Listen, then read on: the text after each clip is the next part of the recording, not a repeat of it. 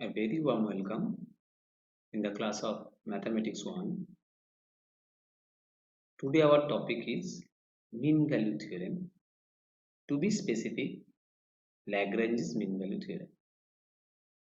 My name is Rupak Bhattacharjee, Assistant Professor, Department of Mathematics, GIS College of Engineering. So, before entering into this particular discussion, we have a little prerequisites for this.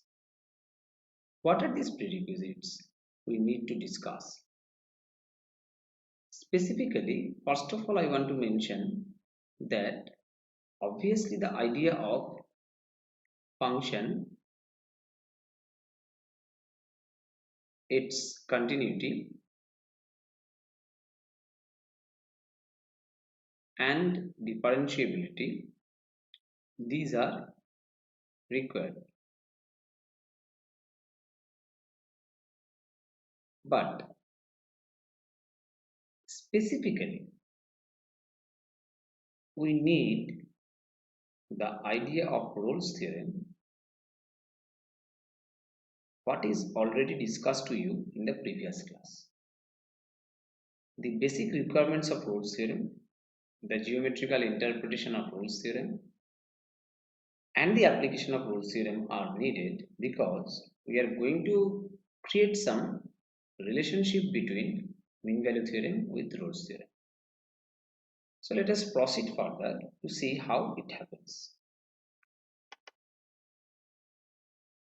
Now there are two diagrams and I think all of you can recall the second diagram because it is already discussed in the class of Rolle's theorem, and depending on this particular geometrical interpretation, Rolle's theorem was actually elaborated in front of you. Now, 3 points are already discussed, that if A is equal to FB, then the function is continuous in the closed interval A to B, and the function is also differentiable in the open interval A to B. But one more observation, and obviously there are other observations, that we get a point C where f dash c equal to 0 means our tangent is parallel to the x-axis. But one observation was not mentioned in the last class, that keeping x and y axis intact, if we revolve this particular pattern or this particular representation, then what will be like this?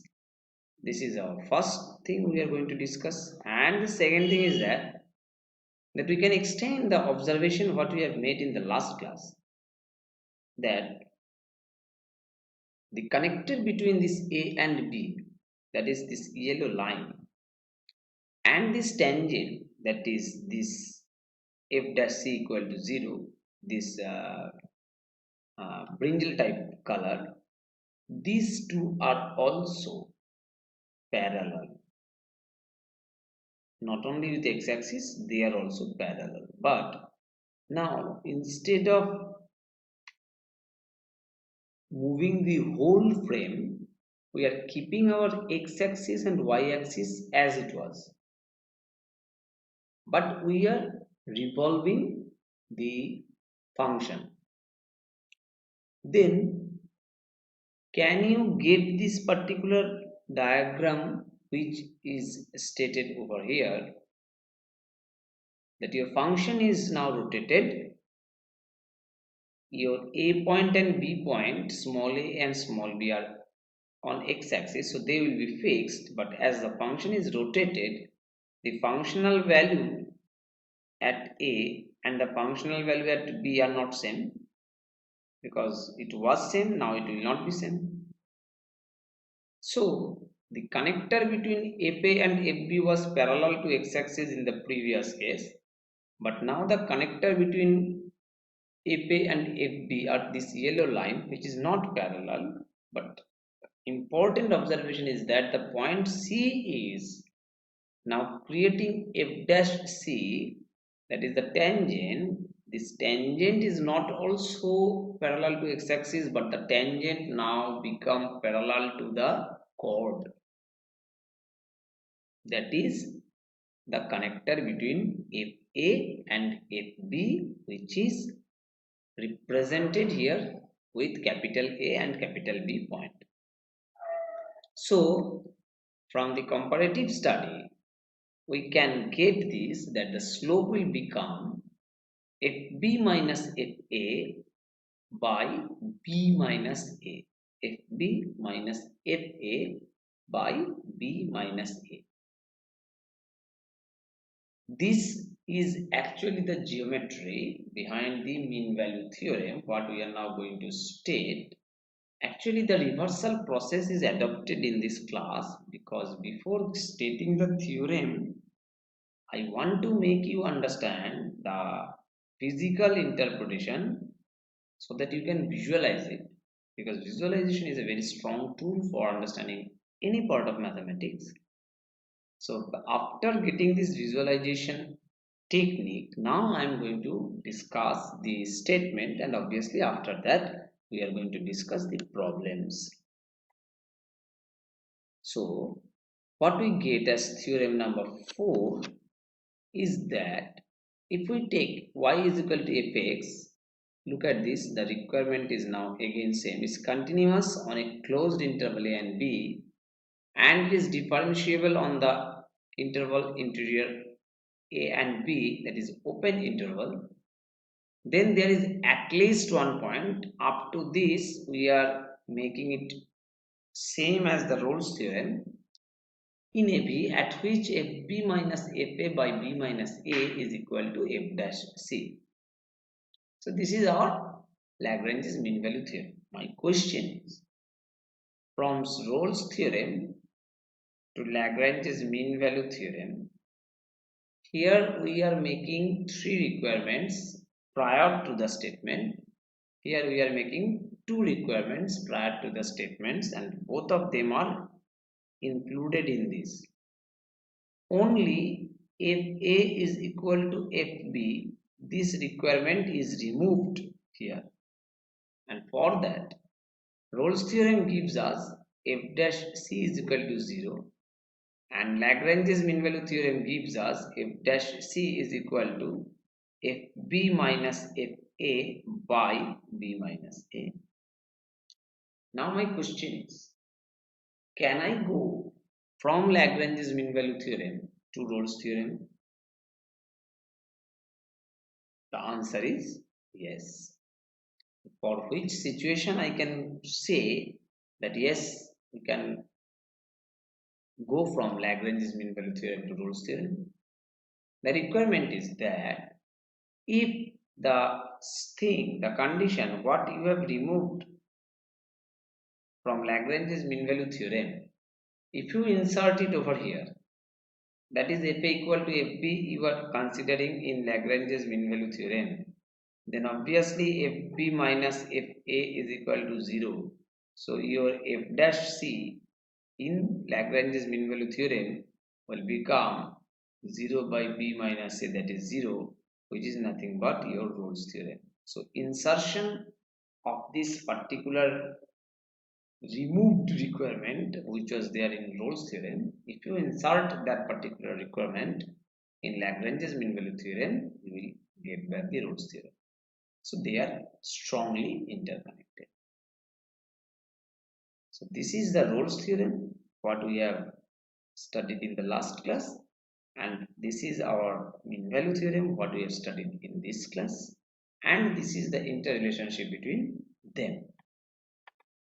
Now we are trying to get back some application of mean value theorem, and we are getting one example over here, that if a car is accelerating from 0 and it takes 8 seconds to go to 352 feet, obviously its speed actually, then its velocity, its average velocity for the 8 seconds interval will be the final velocity and the initial velocity divided by the time span, that is 44 feet per second. Now the mean value theorem says that at some point during the acceleration, the speedometer must read exactly 30 mile per hour. That means that average value 44 feet per second. From mean value theorem, actually we can get this guarantee, and if you see the pictorial representation of this particular story, you can identify, look at this, when it is starting from 0 and when it is going to 352, that is after 8 seconds its velocity is 352 feet per second, then we are actually going from this to this, where you are getting at this point the cut speed was 30 mile per hour. That means this one, at a particular point we get this.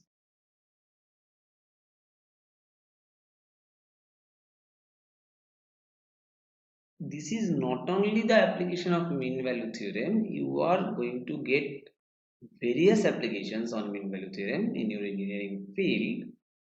Just you have to identify that where this is going to be applicable. Similarly, we can get two corollaries from this particular theorem. That first one, and these are also important for our problems, if f dash x equal to 0 at each point x of an open interval a to b, then fx is equal to c for all x a to b, where c is a constant.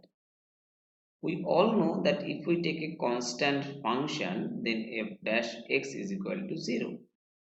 It is also stating the same thing in the reverse manner, that if you see that f dash x equal to 0 at each point x of an open interval a to b, then our function has to be a constant function. This is another application or another corollary of mean value theorem. And one more important corollary of mean value theorem is this, that if we get two functions fx and gx where their differentiated state is same, so it is f dash x is equal to g dash x. Obviously in an interval there exists a constant c such that the difference between fx and gx is c. I'm not saying who is bigger, who is smaller, but the difference between fx and gx is a constant. Because their difference of this constant, their differentiated status is same. And if we see the picture stated over here, and we are taking y is equal to x square plus c, that means you can change the value of c and you can get different functions. But their differentiation will be always same, that is 2x for this example. Look at this. For c equal to 2, that is y equal to x square plus 2 is this, y is equal to x square plus 1 is this. Now this is y is equal to x square. And as it is y equal to x square, you can see that it is passing through our origin. And then it is y equal to x square minus 1, y equal to x square minus 2, it is going down. But the pattern is same because they are only different from the constants point of view, and it is nothing but a constant which is not multiplied with any functional representation, it is just like an addition. So these are very two important corollaries for this mean value theorem. Now we can check some problems where Lagrange's mean value theorem are also very important and applicable. So let us start with a problem. If fx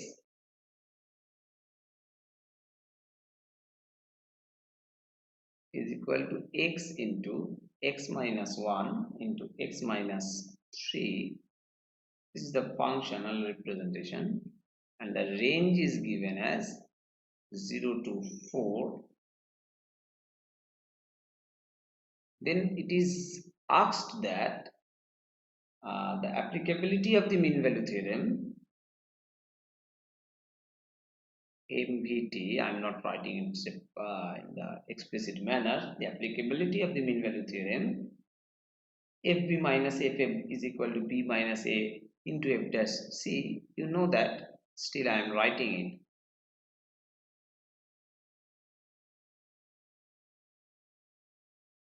Okay, and then we have to find out C. Then we have to find out C uh, if it is applicable, obviously. Otherwise, there is no question. So, how to approach this problem? So here our fx is x into x minus 1 into x minus 3. So just by multiplying we can write it as, and the multiplying and simplification, it is x cube minus 4x square plus 3x. And if we differentiate it, what we get, f dash x is equal to 3x square minus 4 into 2, 8x, then plus 3. So you can see that it is nothing but is very good polynomial function. So it has to be continuous. This is fx, it is polynomial function, it is continuous and differentiable in 0 to 4. So we get the requirement of the mean value theorem is satisfied.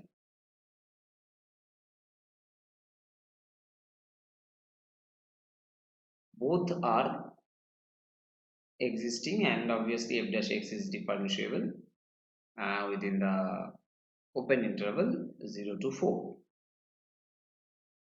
Now our job already half done, that is it is applicable. We have already established this one. Now as it is applicable, we can write it as, that is the mean value theorem of this statement, we can use it now. Fb minus Fa is equal to b minus a into f dash c. Okay, so we can write f4 minus f0 is equal to 4 minus 0, that is 4 f dash c. Now f4 can be substituted over here, f0 can be substituted over here, and we can get 4 cube minus 4 into 4 square plus 3 into 4 minus f0, if we put 0, obviously all will be 0, is equal to 4 into f dash c, that means here, so 3c square minus 8c plus 3. So simplifying, we can write that 3c square minus 8c is equal to 0,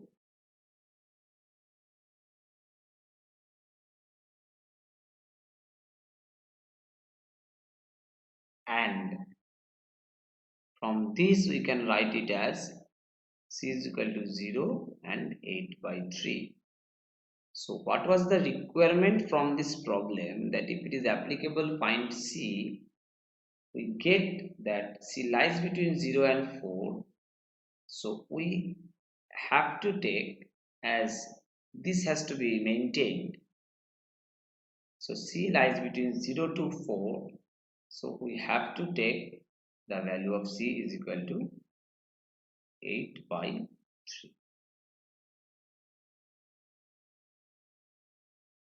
So this is the simple applications, but important in our mathematics and obviously in engineering application of MPT. In the similar manner, we can go for another problem. So this problem states that, actually we can check for various problems, but now we are just checking for another problem where the approach for differentiability and continuity will be little different. So this problem states us that, show that Lagrange's mean value theorem is not applicable. So I think you can recall that in case of Rolle's theorem, we have discussed two problems where it is applicable and where it is not applicable. Similarly, in LMVT, already we have studied one problem where it is applicable. Now we are checking for another example where it is not applicable to the function. What is the function? Function is fx is equal to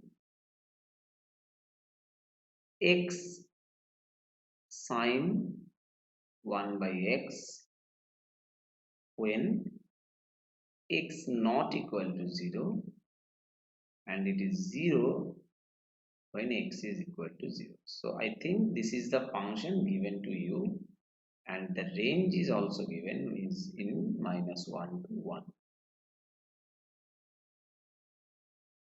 Now we have to think how to find out the solution. Basically there is nothing to get the solution, rather we have to show that LMVT is not applicable. So why it is not going to be applicable? Because of the uh, non-validation of the requirements. So we have to check these requirements for LMVT for this particular function.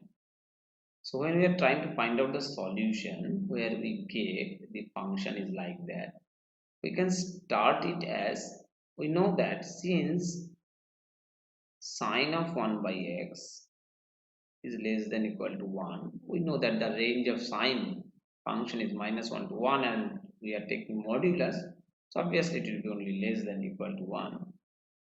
Now by making, this is coming from the definition or the conceptual part, not the tools or techniques of differentiation limit or something like that.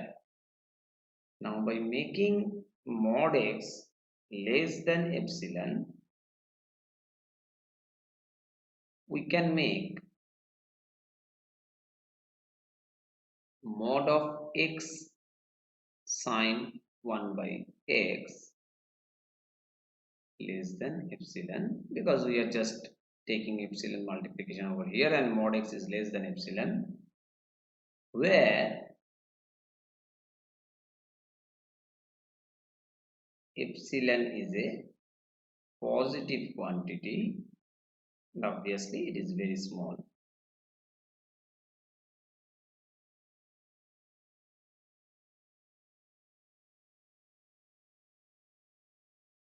So what we get after doing this, hence limit x tends to 0, x sine 1 by x is equal to 0. Okay. Also we have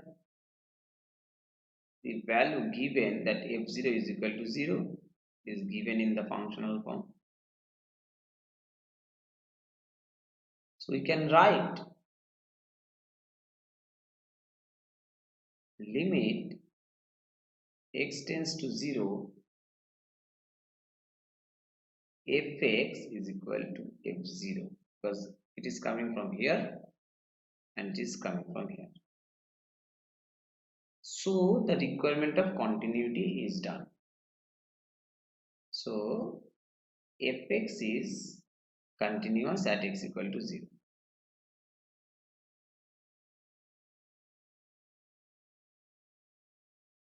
So I think you got the verification for the first condition of LMVT is satisfied.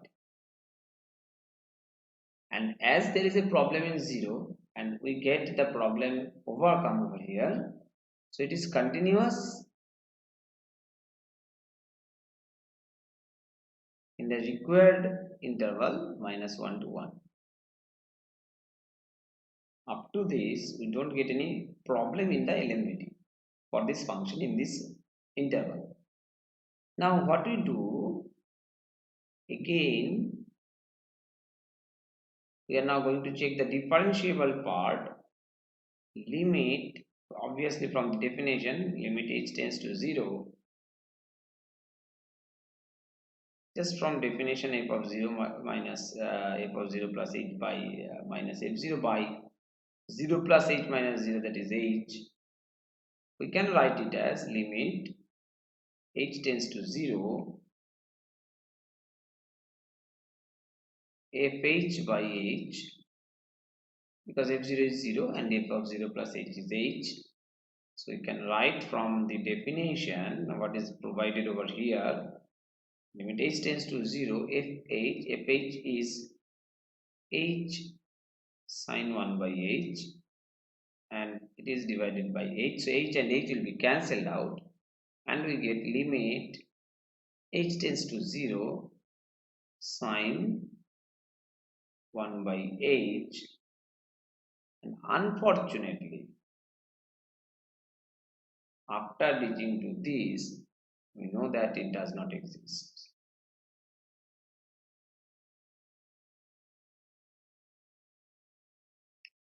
So what we get, fx is not derivable at x equal to 0, and 0 is a point within minus 1 to 1.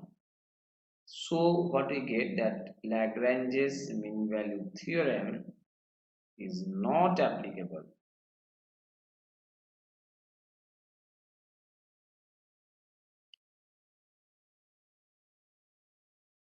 So I think the problem is pretty clear to all of you, and this problem is very much interesting for our understanding. In the similar manner, we can go for another problem.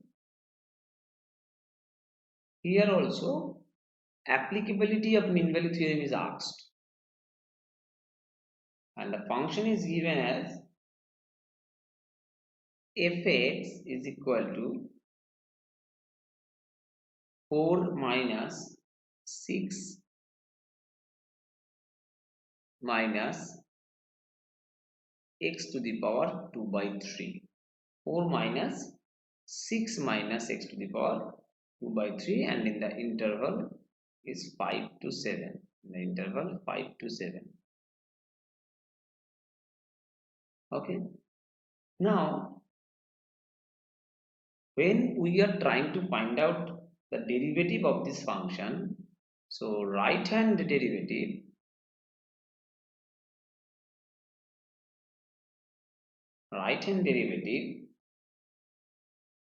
at x equal to 6.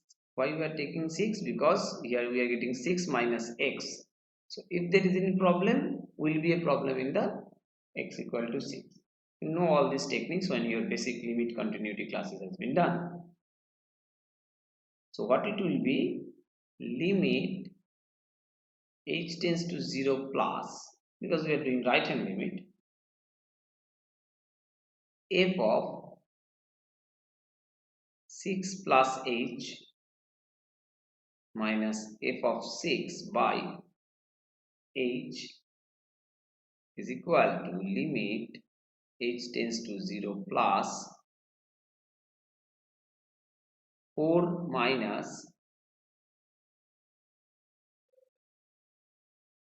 so when you are putting at 6 plus h, it will be 6 minus 6 minus of minus h, that is minus h. So 6 minus 6 will be cancelled out, and it will be getting only minus h whole to the power 2 by 3, and it is divided by h, and f6 will be only minus 4.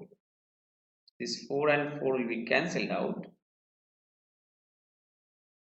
and it will go to minus infinity, because it is minus h whole to the power 2 by 3, and if h tends to 0,